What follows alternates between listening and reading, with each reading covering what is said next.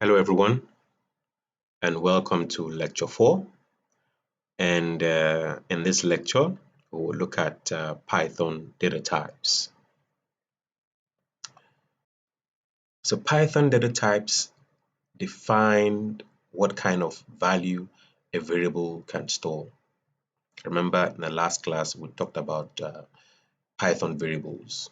So, here we're looking at data types. So, data types define what kind of value a variable can store.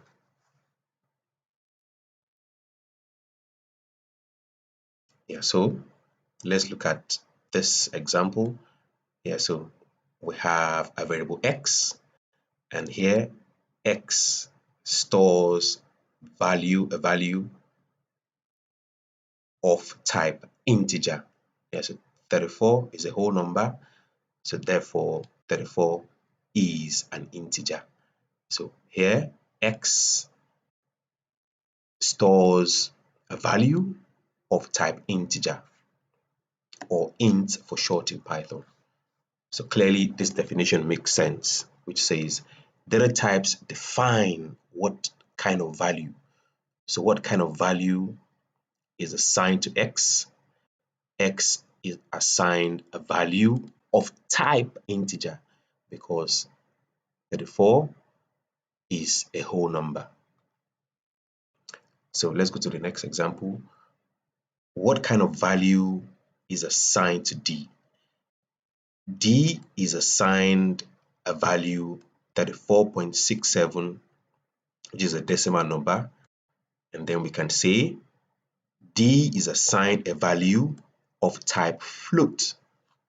So let's go back to definition. Definition says data types define what kind of value a variable hold. Yeah, so x here holds a variable. So x holds a value 34 of type integer. And then what kind of value is assigned to D? D is assigned a value 34.67 of type float because it is a decimal number. So let's move to the next one. We have a value, collection of characters here, James, and then that is assigned to a variable name. So it's okay to say name is a variable, and then name is assigned a value James of type string, or str for short. Yeah, so collection of characters rather. So that's James. So James is a value of type string assigned to name, and name is a variable. It's a variable, and then it takes a value of type string. And lastly, we have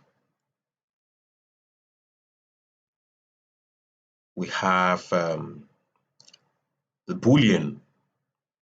It's another data type that holds either true or false. So an example here, we have a variable launch time, and then we have false. So it's a value of type bool assigned to variable launch time. And so this could either be false or true. Yeah, so this definition makes a lot of sense. Data types define what kind of value a variable can store. So what kind of value can x store? X can store a value 34 of type integer. So D here can also store a value of type float. And here we have James, and we'll have a variable name assigned this value, James, of type string. And lastly, we have a variable launch time assigned a value of type bool. So this could be true or false. I hope this is clear. So why do we need data types in Python?